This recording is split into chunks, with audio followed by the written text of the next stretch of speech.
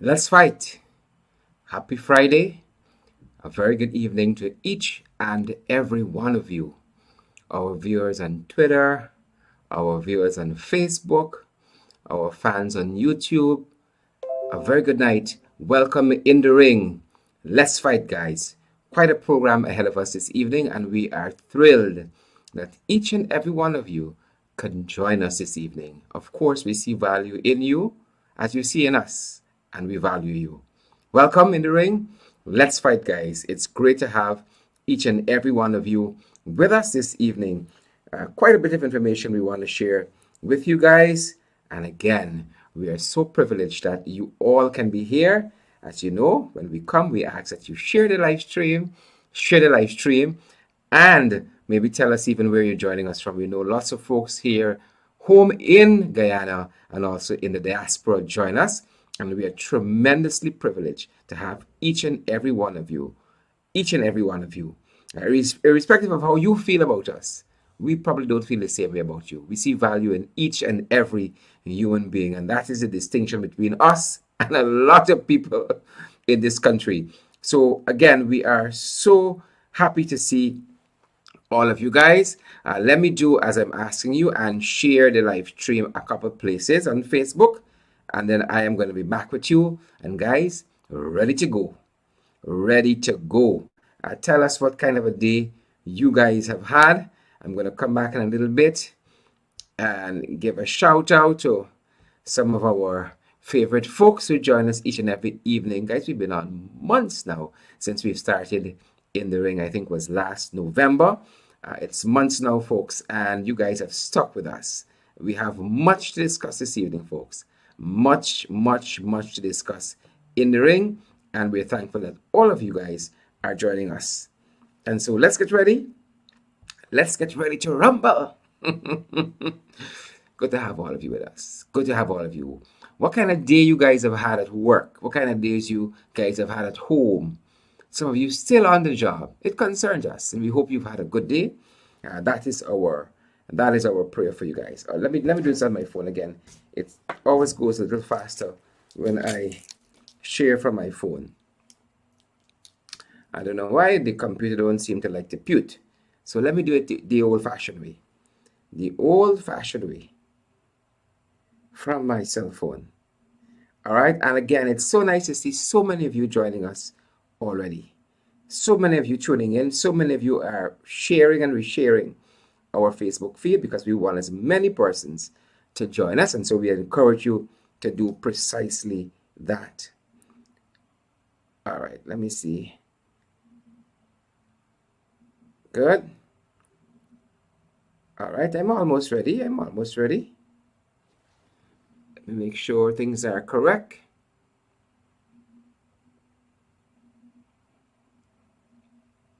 Yep.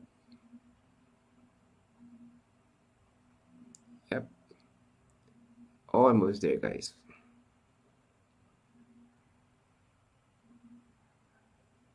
Almost there, guys. Bear with me. Bear with the eye. And let's share as we come on. Almost there, folks. I'm almost where I need to be.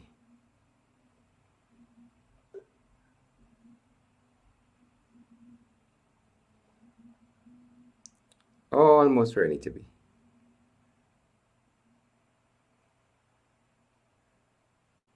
All right, let me see how it looks now. How are we doing? You guys know the evening routine by now. We're a social media program, and so we have all of these little bit of things to do. All right. So good to have all of you here.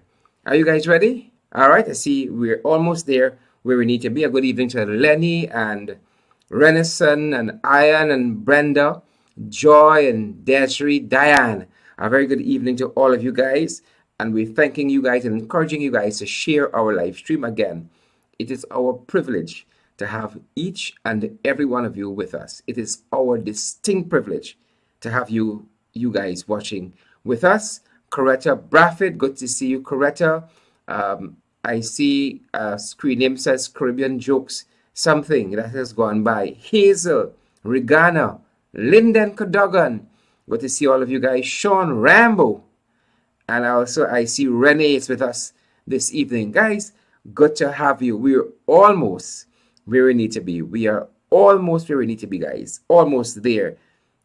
Angeli, good to see you as well. Rodwell Bourne, I see you there. And Josiah, I see you there as well. Pollyanna Short, see you there as well. Suk Chan, see you there as well. Good night to all of you folks. Good evening to all of you. This is our final program for the week. Believe it or not, it's already Friday. And just yesterday felt like Monday. The days have just rushed by. Perhaps it's because it's coming on to Christmas, folks. You know, the days go by so much faster when you're coming on to Christmas. Perhaps. Valerie Moriah, good to see you. Denise Booker, Donald David, Joyce Van Kooten, Joy Lubin, good to see you. Carl Fraser, Quincy White, Marcia Griffith, good to see all of you guys. Guys, as you come on, give us a share. You know, if the hundreds of you, each give us a share this evening, how far this program can reach. And we are thankful for all of the people from the diaspora, like Shelley, who joined us, and Marcia, and Yvonne McLean, McBally, or is it Bally?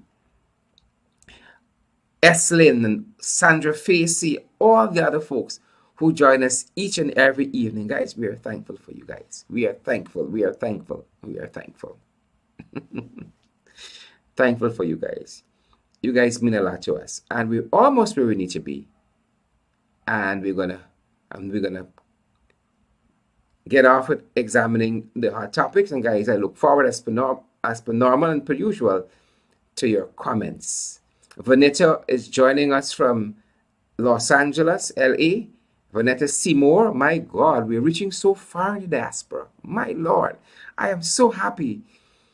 Vanetta Seymour, all the way from Los Angeles. I have Sandra Facey, who is watching from New York. Guys, we gone big, you know. To our international audience. To all the folks who join us internationally. Good to see you guys. Like Shelley Douglas Williams and Rowena Cummins. A good night to all of you guys. All, each and every one of you. Without exceptions. Without exceptions, guys. Thus far. Without exceptions. I see Tessa Isaacs Gravesandi is watching us all the way from this beautiful place. I always wanted to travel to this place.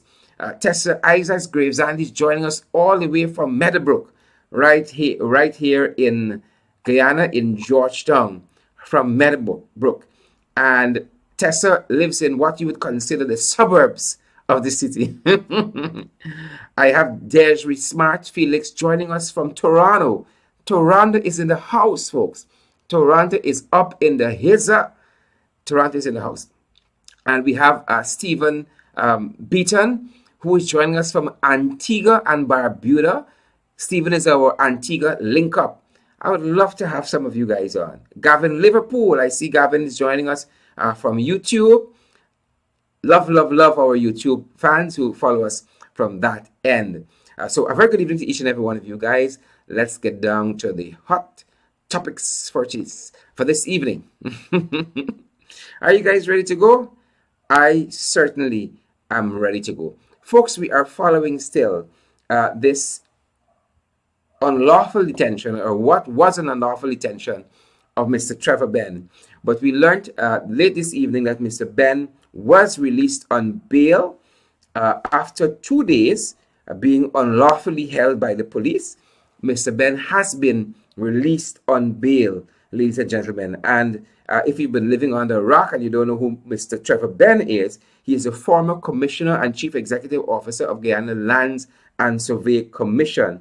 And he, according to this court document, says that would have allegedly willfully misconducted himself. Willfully misconducted himself. This is what the fraudulent PPP administration would want us to believe this evening. But we know it is not so. We understand his witch hunting. We understand his blacklisting. We understand that. And so we are doing everything that we can at our end, from the legal standpoint, from the political standpoint, from the social standpoint, to ensure that Mr. Trevor Benn is vindicated of these false accusations, of these false allegations that are being leveled against him, And so he has been released on $200,000 bail.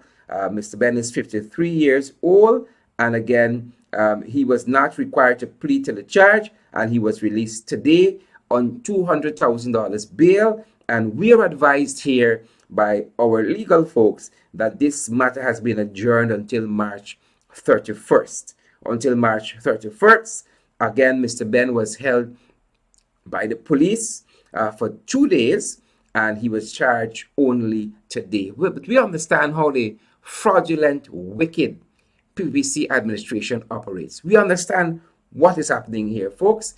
And I see Renee, for instance, Mackenzie Talbot, in her comments on Facebook, says that Mr. Trevor Benn is more an honorable man than the PPP party cult members. And I tend to agree with Renee in those assertions and those points that Renee has pointed out here. And so we're monitoring this. As you know, last night there was a vigil, and we are escalating our strengths in the streets, and it is because of that. It's as a direct result of the work we've been doing. Mr. Benn is now out on bail, $200,000 bail, and he is scheduled to be back in court on the 31st day of March, ladies and gentlemen. And so we continue to monitor all of the injustices that are being met out to the Guyanese people. Again, I say, we are watching what is transpiring at Guy Oil. Not a day goes by when I do not get a complaint about the Guy Oil witch hunting, about the Guy Oil blacklisting. And so we are continuing to monitor what is happening there, folks. But we're happy in the interim that Mr. Benn is out on bail, and we're going to be following up on this matter. Folks, just this morning, the leader of the opposition, Mr. Joseph Harmon, the honorable leader of the opposition, Member of Parliament Joseph Harmon, visited with the family of the 11-year-old who was shot by bandits, whether accidentally or otherwise, just last evening. And one report from the media says that a boy is now dead after being shot by one of two bandits who invaded his neighbor's home where he and his mother were visiting yesterday. That is 11-year-old Anthony Court of Lot 612, Packet Corner, Seafield, Sophia. The Ghana Police Force statement said that the boy was shot dead by one of two bandits during a robbery at about 1 p.m. yesterday. It was reported that Court and his mother, Denise McPherson, were at Lot 614 Packet Corner, the home of a businesswoman, Monette Fami, when two men wearing masks and armed with handguns stormed in. Folks, and so the opposition leader was there this morning, commensurating with the misery that is now being brought to bear on this family, commiserating on the misery again that is being brought to bear by callous bandits who are being allowed to run amok because the Ghana Police Force and the Minister of Home Affairs are too busy firing the chaplain, revisiting prayers and how they felt, and all this pack of nonsense to determine whether or not they are going to do the right thing. So there is where we are, folks. There is where we are, and we continue to monitor what has been transpiring. Again, Mr. Joseph Harmon visiting the home of young Anthony Court, the late Anthony Court, just 11-year-old, folks. Just 11 years old. I have a son who is 12, and so I understand, the pain this family could be going through, having lost a loved one so young. The police force has got to step up. The police force is too focused right now on their own internal issues, their own internal bacchanal, to care about what is happening in places like Sophia and elsewhere. Police taking each other to court concerning promotions, police upset with the prayer of the pastor about corruption in the police force, right? And fragmentation. And so the criminal elements are being left to their own devices, are being left to run amok in our society. And we have to put an end to that, ladies and gentlemen. And as we're on the issue, of the leader of the opposition, I don't know whether or not you guys had a chance to read, Starbuck News this morning, but my God, Starbuck News have a scathing criticism on the fraudulent, illegal usurper installed Irfaan Ali. A scathing criticism of Irfaan Ali. And I'm going to read just a couple of the paragraphs for you to give you a sense of what Starbuck News said. And they were absolutely right. They were absolutely right on all counts. And I know, folks, my viewers here, especially those who are predisposed to side with the PPP, they will be in disagreement. But Starbuck News is absolutely right. Here what Starbuck News said about the president and engaging the leader of the opposition. Starbuck News said, Guyanese must often be inclined to think that their politicians are very tiresome. They are supposed to represent the electorate, but their views on how to do that can often take a quite distorted form. From the president downwards, all are paid by taxpayers, but when they will not even talk to each other on how they can possibly but when they will not even talk to each other, how can they possibly argue they are just discharging their duty to the people of this country? They cannot even be fired, at least not until after a period of 5 years has elapsed. At the moment, it is the case of President Irfaan Ali refusing to talk to the opposition, even where that is constitutionally required. The excuse is that the APNU AFC will not recognize the legitimacy of the government. This is not just a lame excuse. Worse yet, it is a hypocritical one. The PPP itself played this game, refusing to recognize the coalition government after it came into office in 2015 on the grounds that it had rigged the election. It too, the PPP that is, went to court, although it later abandoned its pursuit of the case. And finally, at an earlier stage, the president attempted to exonerate himself by alluding to his invitation to former President David Granger to join him in discussing ideas along with two other former presidents. Yep, the latter declined. This was a loaded invitation, of course, since it would have involved 3 current or former PPP heads of state and 1 from the coalition. In any case, Mr. Granger is a leader of APNU and representative of the list, but not the leader of the opposition, who is the one specified in the Constitution when dialogue is required. That role falls to Mr. Harman. So again, guys, it's on Starbuck News website, and you see there what is the header for the editorial, right?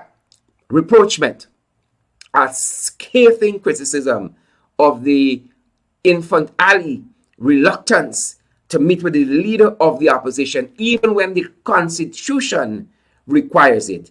Even when the Constitution requires it. So, ladies and gentlemen, this editorial coming out of Starbuck News, it is required reading. It is required reading. Folks, you can't like politics and you don't want to read, And I hope that you guys don't only come here for information, but that you seek to validate and verify even what I say. I am telling you that we present here credible and valid information, but equally so, the onus is upon you to verify. And so it is a profound piece of editorial here by Starbuck News, and the PPP got to put it in their pipes and smoke it.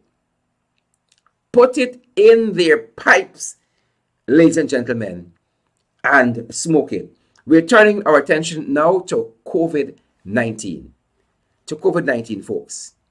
Yep, it has been with us for more than a year, And how has life changed? I've missed some of my friends. I miss Lyman. I used to dab out. Now it's home, parliament, market, home, parliament, market. We catch up on everything else on television, church services. We meet with friends via Zoom, and other social media platforms like this, me meeting with you guys. But COVID has been with us for more than a year. And we understand how the catfish Irfaan Ali government has dealt with COVID-19. It has spiraled out of control. Spiraled out of control under this present administration. That being said, Irfaan Ali took the COVID-19 vaccine today. Was it liposuction? No, it was the COVID-19 vaccine, folks. Irfaan Ali took the COVID-19 vaccine today. How many of you got the COVID-19 vaccine thus far? How many Guyanese? Can the government say 2%, 3% of Guyanese to date have taken the COVID-19 vaccine? Do we have adequate refrigeration for the COVID-19 vaccine? Many months ago, I saw them advertising for persons to build refrigerators. And while we know that can be done very easily, we didn't have the follow-up. We didn't have the follow-up to say whether these refrigerators were ready, they were up to the specification that these vaccines must be stored under, or what have you. We just know vaccines have arrived and vaccines are being given out. And with that, Irfaan Ali's boss also was at State House taking the COVID-19 vaccine. Yep. Why not? Because wherever you see the puppet, you always see the puppet master hovering, lingering in the shadows.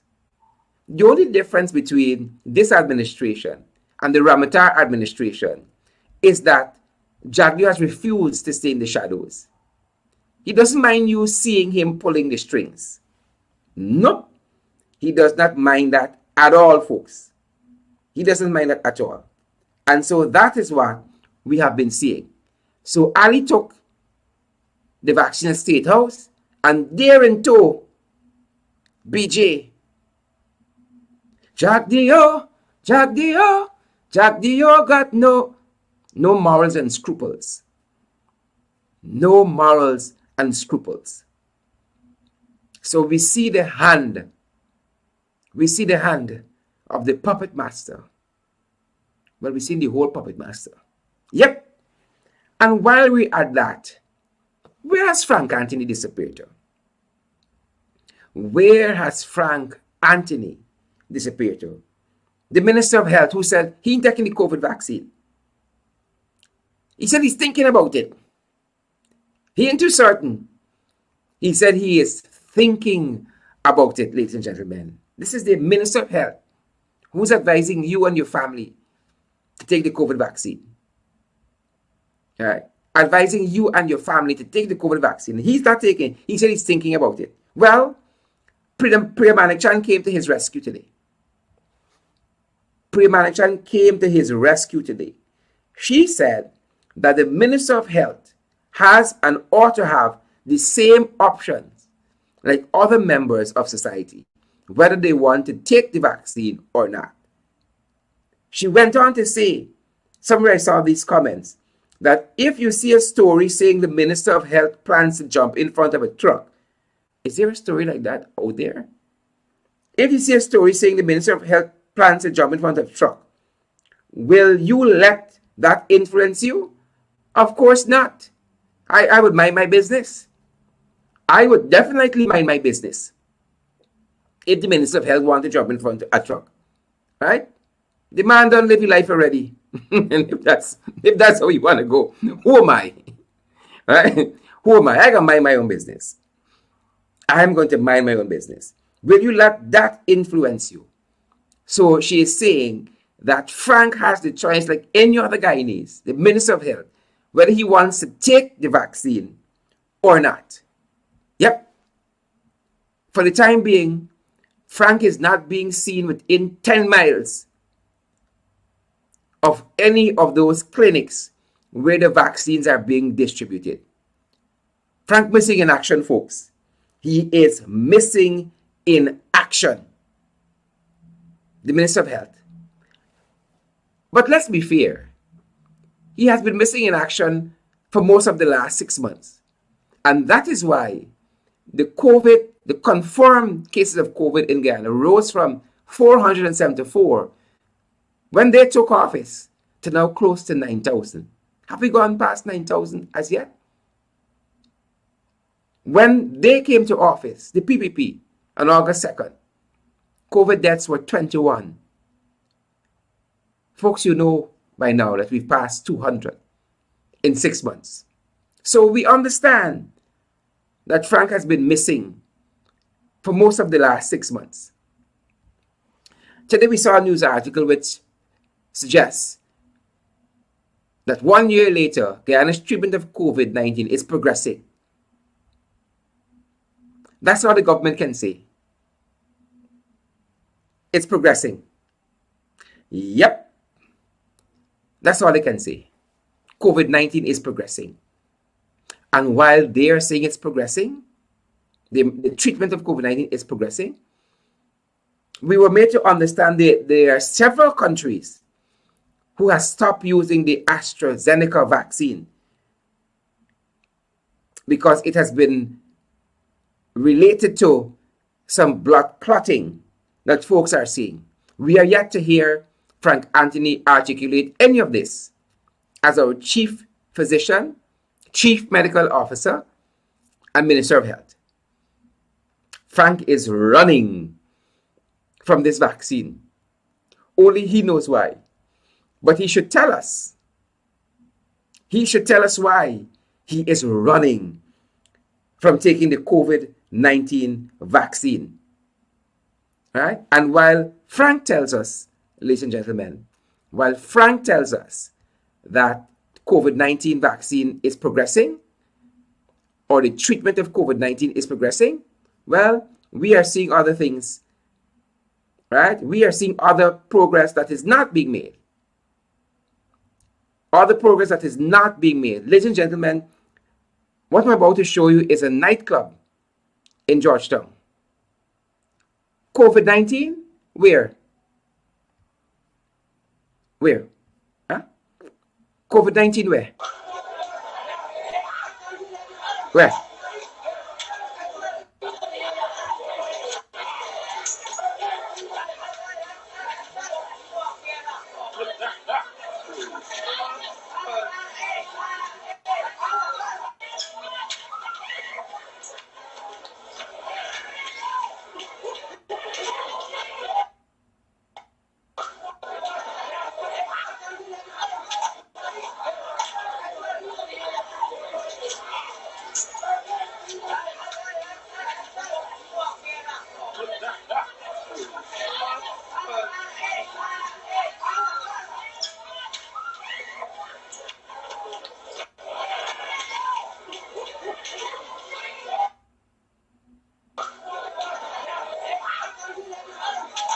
Folks, we invite you to share the live stream.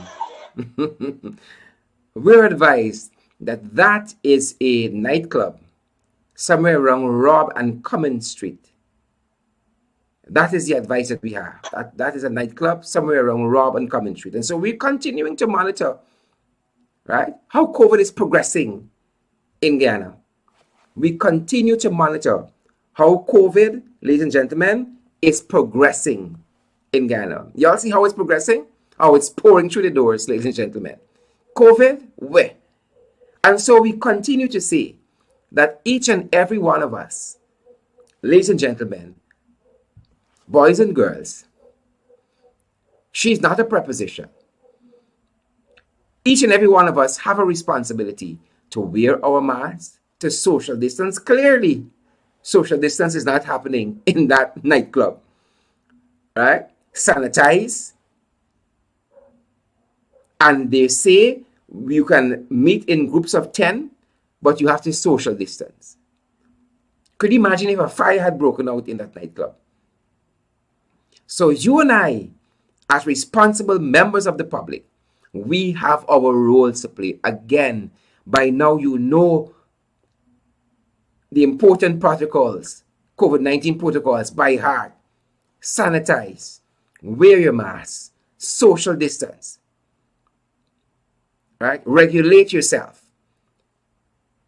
Churches, places of worship, cafes and diners can now seat at least 40% of their original seating capacity.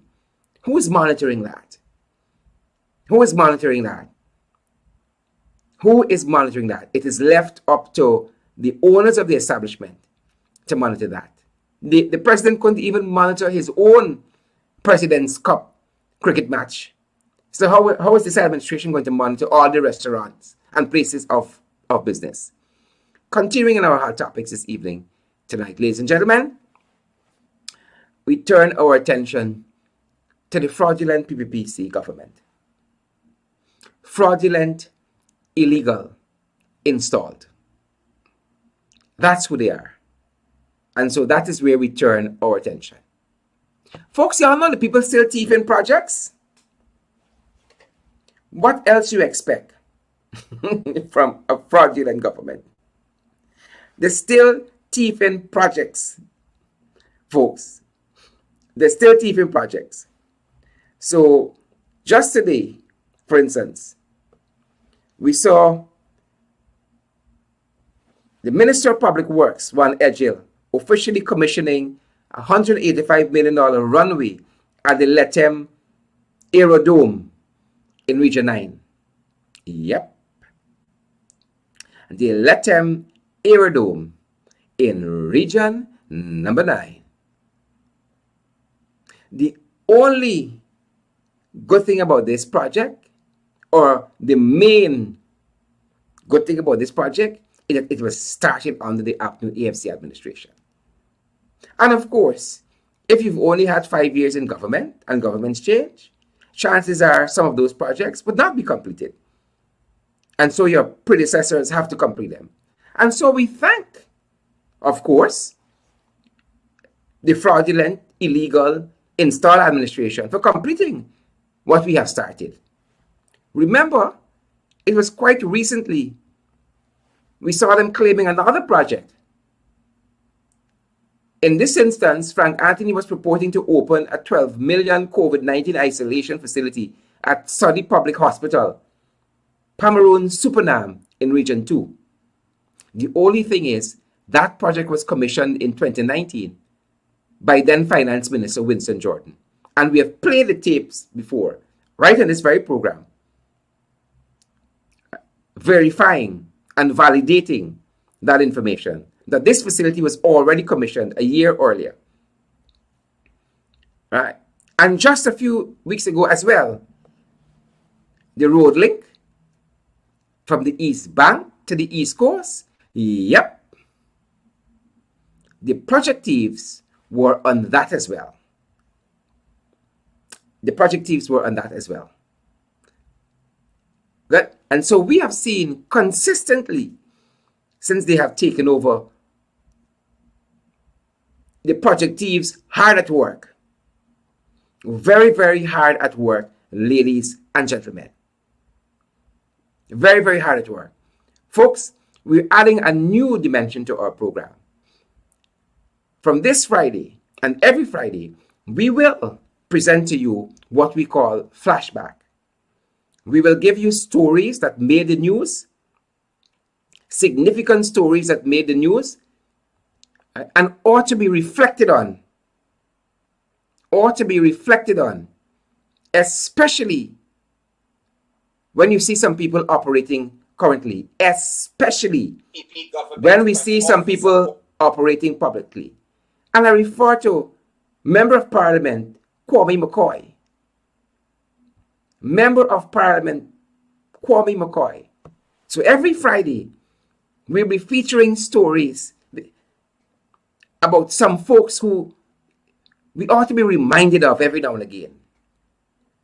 Because we have a whole generation of people, of young people especially, who don't know these miscreants. And so just recently, for instance, we learned that Kwame McCoy would have assaulted a member of parliament. And those of you who know Kwame McCoy know that this isn't anything new. This is the nature of the beast. This is the nature of the beast. So we are going to play for you some stories where you see the nature of the beast. And I'm going to be back with you with some comments on the other side. Flashback. EP Government Press Officer Kwame McCoy, current clerk at Freedom House Jason Abdullah, and former Death Squad member Sean Hines were today charged with the unlawful assault of social activist Freddie Kissoon. The police case is that the three accused on May 24, 2010, unlawfully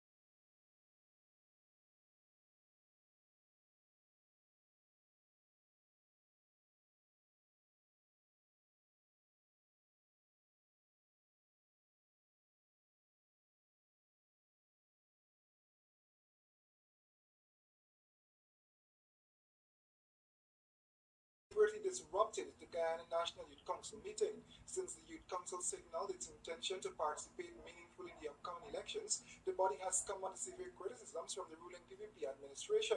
What should have been an edifying meeting of the Guyana National. All right, some folks are indicating that they're not getting any sound, and I don't know why that is so, but we're going to check on that here. Did anybody hear any part of those stories? Give me a comment and let me see how you have received it. Some folks have indicated that they're saying that there isn't any sound, but folks, we know the miscreants that we have. Don't say we don't know. Right? Don't say we don't know. We know and we understand the miscreants that we have. We know and we understand that. All right, let me see if we can adjust that sound where that is concerned. And we're going to, yeah. But there's where we are, folks. There is where we are. Let me see if I can adjust the sound for you and bring that back for you. Give me a second. Let me see if I can adjust that very, very quickly. And we're going to be back. Yep. Known entities, ladies and gentlemen. Known entities. Known entities. Known entities. EP Government Press Officer Kwame McCoy, current clerk at Freedom House Jason Abdullah, and former Death Squad member Sean Hines were today charged with the unlawful assault of social activist Kissoon. The police case is that the three accused on May 24, 2010 unlawfully assaulted Freddie Kissoon by hurling feces at the columnist. The charges were read separately. Lawyers representing Abdullah and McCoy in making their submissions to the court requested that the matter be tried before a judge and jury. Abdullah's lawyer argued that this should be so, since Freddie Kissoon had been very outspoken on judgments handed down before in the very court. The magistrate then informed the lawyers that her role is to adjudicate, while others can advocate. The prosecution now will seek advice on the way forward.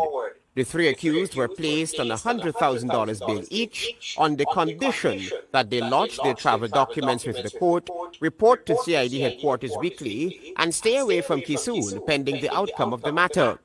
It was at this point that McCoy's lawyer informed that McCoy had misplaced his passport in the process of relocating. The magistrate then reminded that bail had been granted on a particular condition, and if McCoy did not produce a passport or an affidavit, he would have to remain in custody. That affidavit arrived at the courts within minutes of the magistrate's ruling.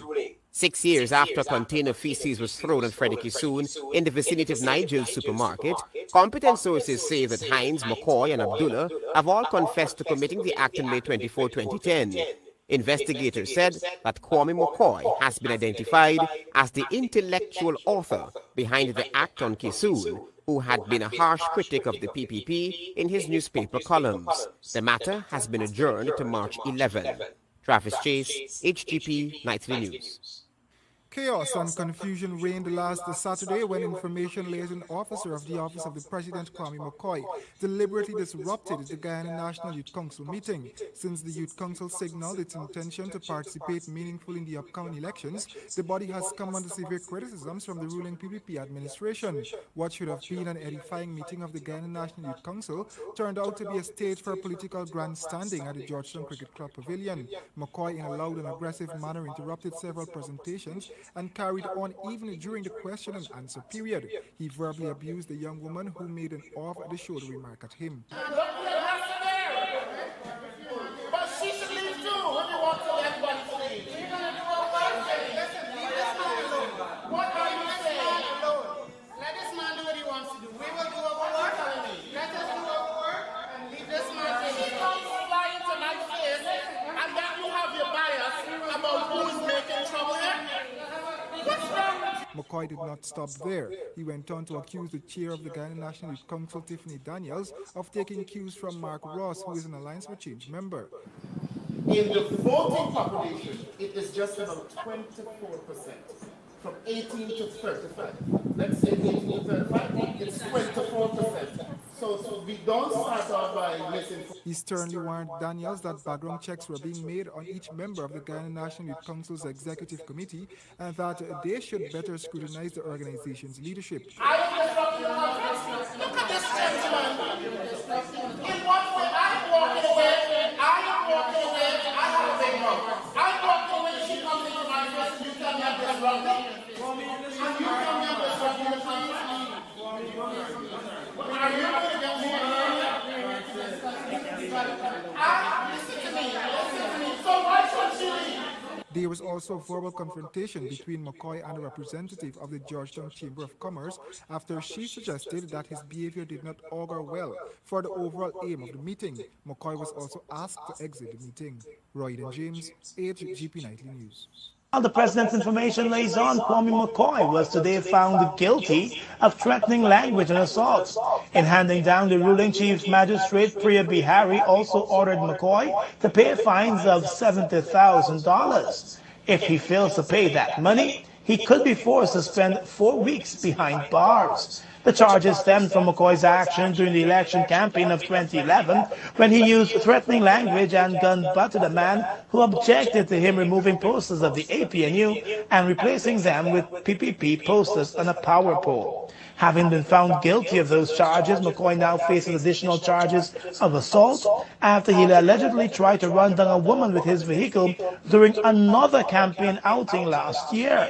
Already, the Alliance for Change has released a statement saying that Kwame McCoy ought to be removed from his position at the Office of the President and also removed from the rights of the Charge Commission, all owing to him now being convicted. PP Government Press Officer Kwame McCoy, current clerk at Freedom House Jason Abdullah, and former Death Squad member Sean Hines were today charged with the unlawful assault Guys, of social you all, activists. you all understand where we are.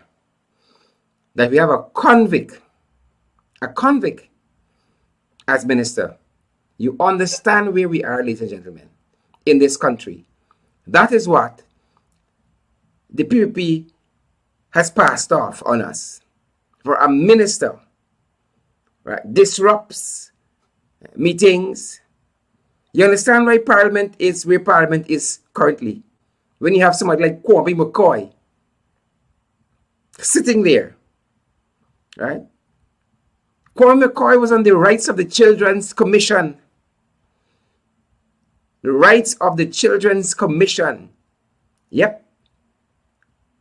Found guilty of assault. So he was convicted by the courts. He's a minister. And then when we look at the other miscreants, and that is why we are going to do flashback every Friday night. Because sometimes we forget who we're dealing with. Sometimes we forget, folks, who we are dealing with. You understand why Trevor Benn is before the court? Because these are the people that we are dealing with. Right? You have Barry Ramsaran.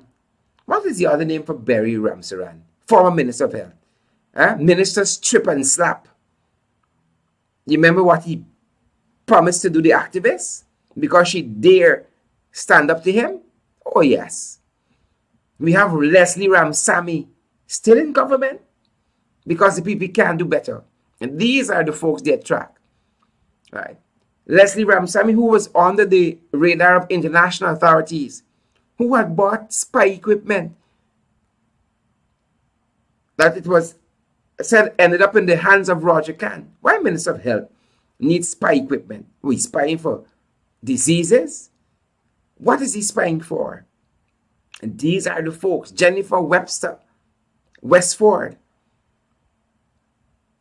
selling government vehicle to family and friends. These are the quality of the PPC leadership. Right? They have looked around. They have scoured this country, every nook and cranny. And they are saying to us, this is the best we have to offer. This is the best we have to offer. They turn up in Parliament unprepared for debates. They say some of the most lewd things. Joe Hamilton, for instance, who has been in Parliament, according to him, for 22 years on taxpayers' money, says some of the lewdest, nonsensical things and practically laughs throughout the session. Right? A man who should be guiding younger parliamentarians like me, 22 years in Parliament, and says some of the most outrageous, lewd, despicable things. Yep. That is the offering, the ilks of Kwame McCoy. Convicts, abusers. That is the offering for this nation. Unfortunately, that is where we are. Unfortunately, ladies and gentlemen, and that is precisely where we are. And I encourage you to go and to read that Sabbath News editorial today. It's up on the Sabbath News website. So if you don't believe us, let us assume for a moment, even though we know they got the biases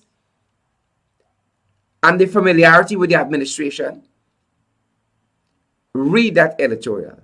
A scathing criticism of Irfaan Ali and his actions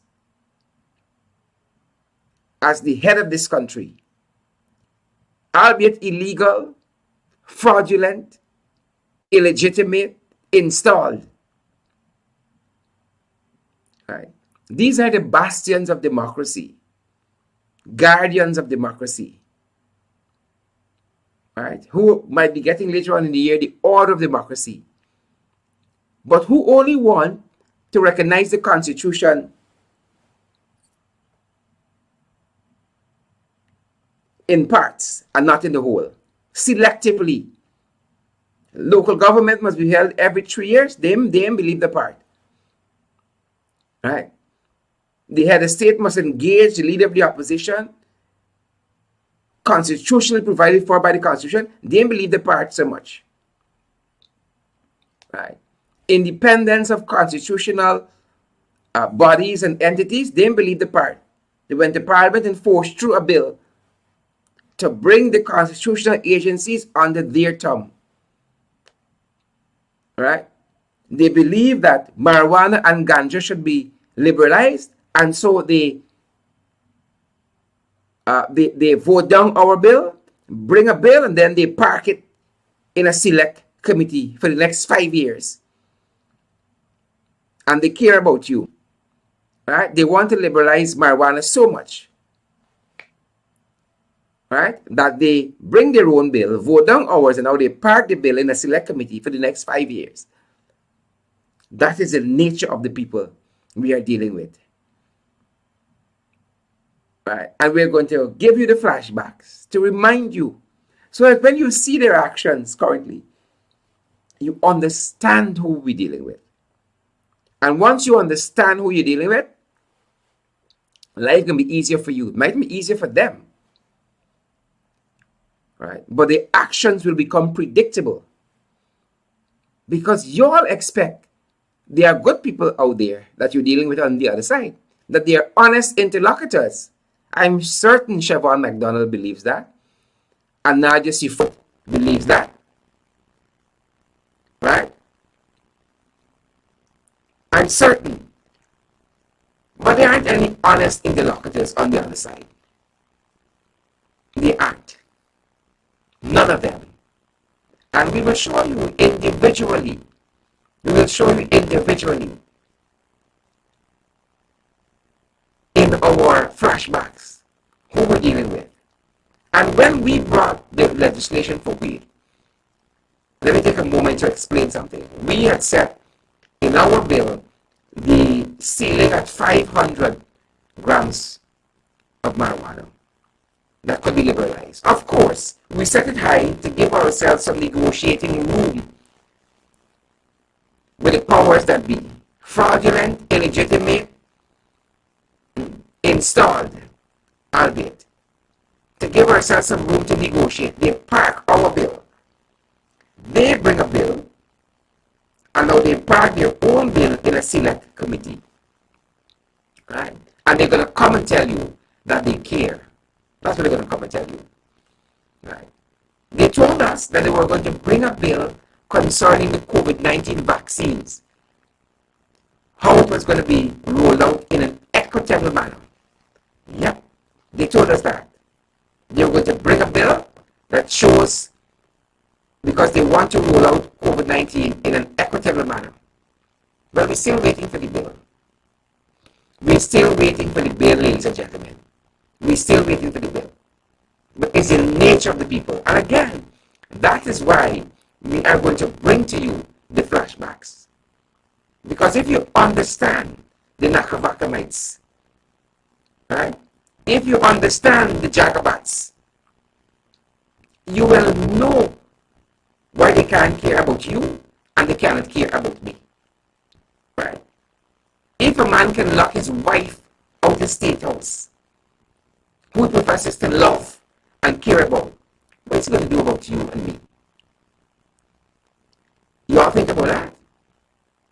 Right. So again, they have promised to bring a bill concerning COVID-19 vaccines. Let me bring that a little bigger for you guys. Right? Before the vaccines roll out. So it can be done in a coherent, equitable manner. Well, we know what has happened with that. Ladies and gentlemen, we know what has happened with that. We're still watching and we're still waiting. And as we prepare to go this evening,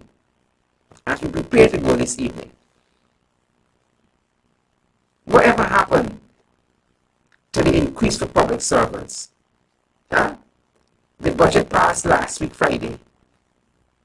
1 week later, we got 2 weeks interrogating the budget since the announcement was made, since the budget was read.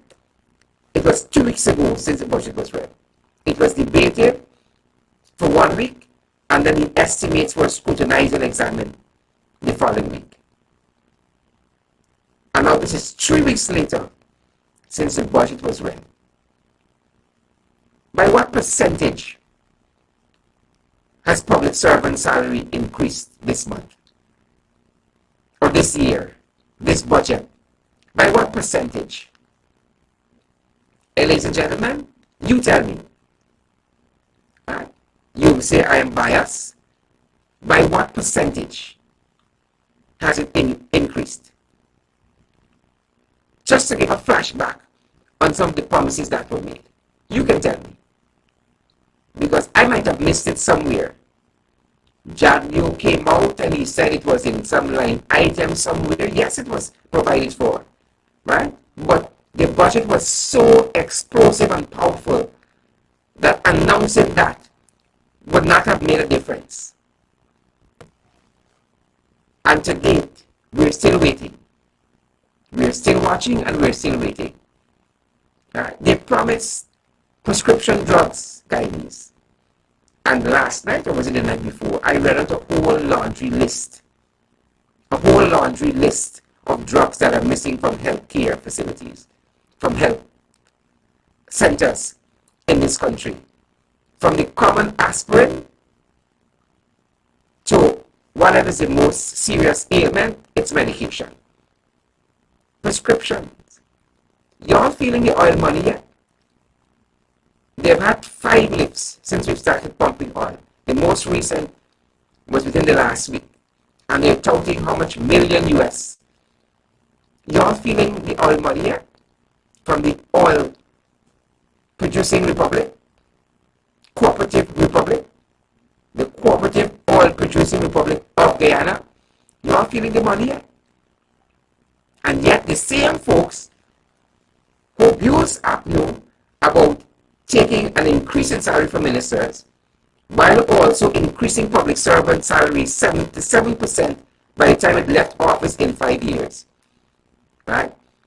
They have not, PPP ministers, gone back to the pre-2015 ministerial salaries. So they're enjoying life much better, the good life, than when they left office. But the public servants still waiting. The joint service is still waiting for their bonus. They gave it 2 weeks last year. Well, maybe that is what they meant by restore bonus to joint services. So folks, we are watching with you. We are watching with you folks. And for our part, we are going to be upping the ante. And we'll be calling on lots of you. Because as you know, as politicians in your own right, as citizens, as strategists, we got to come off Facebook sometimes, and we got to get down in the street. Right? And all the nasty people on the string with their comments, I wouldn't even say that the comments are nasty. They are nasty with their comments. Because y'all know the good book tells us, right, that out of the abundance of the heart, the mouth speaks. So when you see some of the nastiness that they write, it is because they're nasty. Their minds are nasty. Their mouth nasty. So what do we expect? It don't faze me the least bit. It don't faze me. Right? When I finish here, I go and hug with my wife and my kids, and we live a happy life. And we try to make life better for each and every Guyanese, whether you're PPP, APNO, AFC, and that is why we created this program, towards that end. That all are welcome to share their views, because that is what is going to build this country. That convergence of ideas, and the strongest ideas moving to the top. Ladies and gentlemen, continue to social distance. Continue to wear a mask. Continue to sanitize. Watch the crowds. Right? We're not out of the woods yet, far from it. I've had a tremendously great week with each and every one of you, with each program we did for this week, and I'm looking forward, folks, to our time together next week. I wish you a great weekend. God bless you, and God bless your families.